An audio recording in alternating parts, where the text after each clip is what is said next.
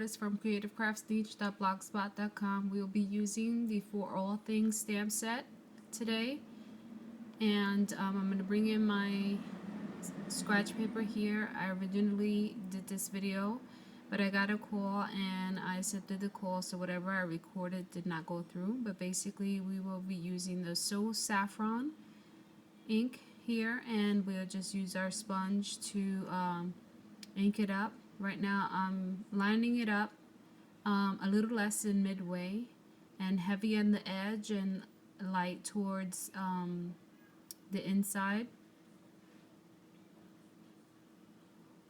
And so now I'm going to bring in the banner set, stamp from this stamp set, and we're going to be using the smoky slate. I've already practiced stamping this, so we're just going to stamp off once and then stamp it down. And then we're going to be bringing in the stamp that says Grateful for You using the Marina Mist Marina Mist ink pad, and we're gonna ink up just the grateful part, and we're gonna go ahead and stamp that down onto our banner that we have stamped on earlier.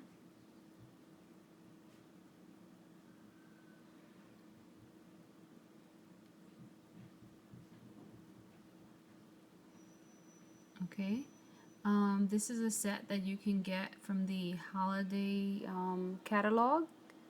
So it'll be available for purchase on August 28th. I got this this cardstock. The white layer actually measures 3 3/4 by 4, and the baked brown sugar measures 4 by 3 3/4. And the reason why it has a hole in it is because I'm going to cover it up already with this cardstock. The Whisper White cardstock, and I'm going to be using the inner part so that I can cut out some leaves later on. So I just placed it on that like that so that I can know if I was positioning it right, because the measurements of it is different from one side to the next. So right now I didn't position it exactly in the center, so I'm just fixing that up right now. And now I'm going to take the thick baked brown sugar baker's twine, and I'm going to separate it. It has 3 layers to it, and once you pull one out, you want to straighten it up because it wants to stay twirly, and when you're separating it you want to be careful because it does tend to knot. So just take your time and you'll be able to do it. I'm just showing you here that one is not going to wrap around enough, so I'm going to do I forget, I'm going to do a square knot here. And on my first try I did it wrong, but on the second take I was able to do it okay. And we'll be able to hide this piece in the back, and we're just going to trim it off so that we can be able to put it at the highest point here. And there's extra piece of adhesive there at the back, so it'll help me keep it in place. And so I'm seeing here that I'm not able to reach around, so I'm just gonna go ahead and do another square knot. And then once I'm done with that, I'm going to finish wrapping it around, and I'm just gonna tie a knot. I'm not gonna do a bow, just because if I want to end up giving this card to a male, I'll be able to do so because it will not have a bow. Plus it'll be easier for me to tie the knot rather than the bow because of the amount of twine that I'm left over. So it's a little bit hard to go ahead and make the knot, but what I end up doing is I end up bending the paper a little bit slightly so that I can make the knot. But when I make the knot, I do it a light knot so I don't tighten it. Once I go ahead and adjust the cardstock to be straight, then I'll go ahead and tighten up the knot.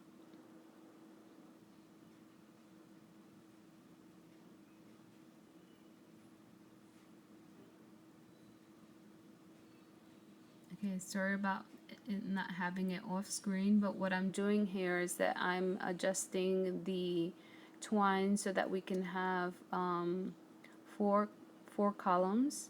Usually we tend to do 3, but here I ended up with 4, which it was okay. I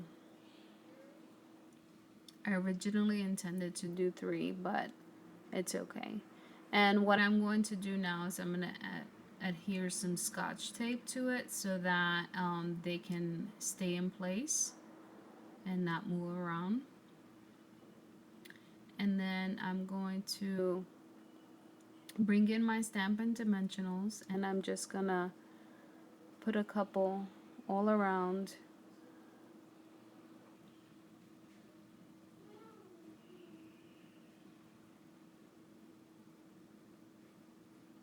Because I want to pop this up on the card base, and I'm going to put some in the center as well just to reinforce it. So we're going to put that aside, and we're going to bring in our Calypso Coral cardstock and our baked brown sugar. This square of baked brown sugar is the center piece that I had cut out from the front layering. And I'm going to stamp on the baked brown sugar cardstock using the leaf. And I want to be able to get 2 leaves from here, so I'm trying to stamp it so that I can be able to do that. And then once I'm done stamping that, I'll be able to go ahead and fussy cut them out to put on the front of my card.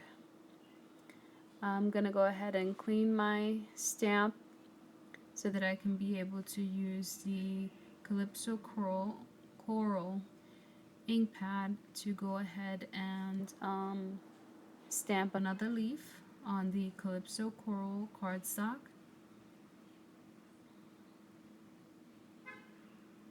And then I can also fussy cut that out. So right here I'm just sharing with you how I fussy cut this. I tend to be a perfectionist, so it takes me quite a while to fussy cut this out, but it's just a matter of you moving your paper and using the innermost part of your scissors. I'm using my paper snip scissors to be able to do this.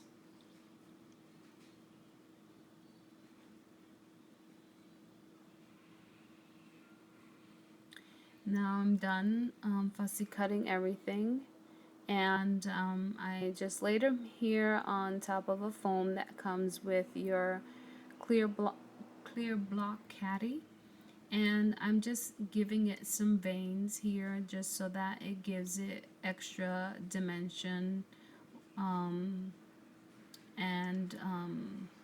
it just does not look like a plain cardstock.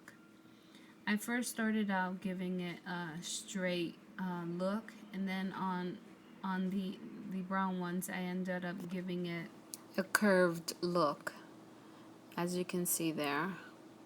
So I'm going to repeat that on the other leaf.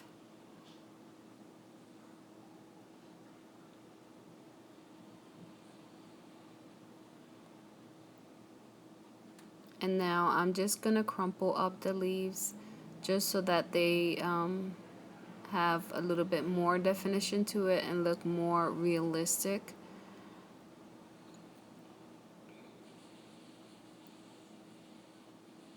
And then I'm going to, after I'm done with that, bring in my baked brown sugar, and I'm gonna sponge up the edges of all of them except for the Calypso Coral, of course, because it's not a baked brown sugar cardstock. Then to bring out the veins even more, I'm just going to fold the cardstock on everywhere where I had lined out a vein with my stylus, and I'm going to bring that out with the sponging effect. And I'm going to do that to all the leaves. I'm also going to do that to the Calypso Coral leaf, but I'm going to use the Calypso Coral ink pad to do that one.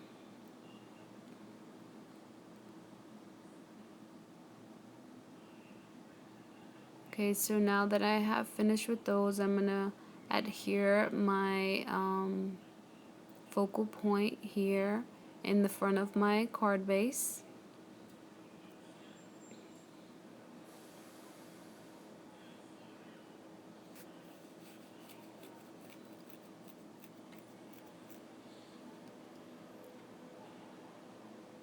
And then I'm going to bring out my mini glue dots and adhere my leaves on the front of the card base, just like that. I'm positioning it first to see how I want it to look, and then I'm going to use my mini glue dots. I'm going to put 2 on each of them and then lay them down with the glue, I believe the glue dots right side up, just so that again I can be able to position them the way I want, and without it getting stuck. And then I can go ahead and flip them and adhere them down the way I want them.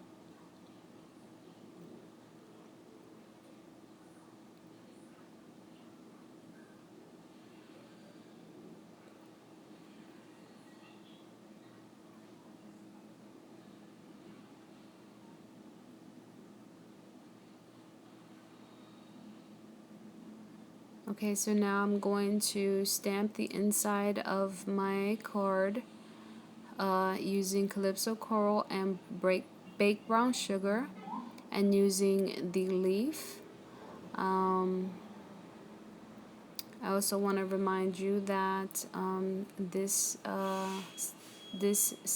doing a series of 12 Days of Fall, and this is going to be my first project for that. I've already made 2 more,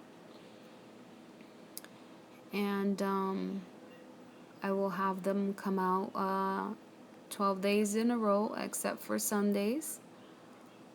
And you can visit my blog for more information about this project.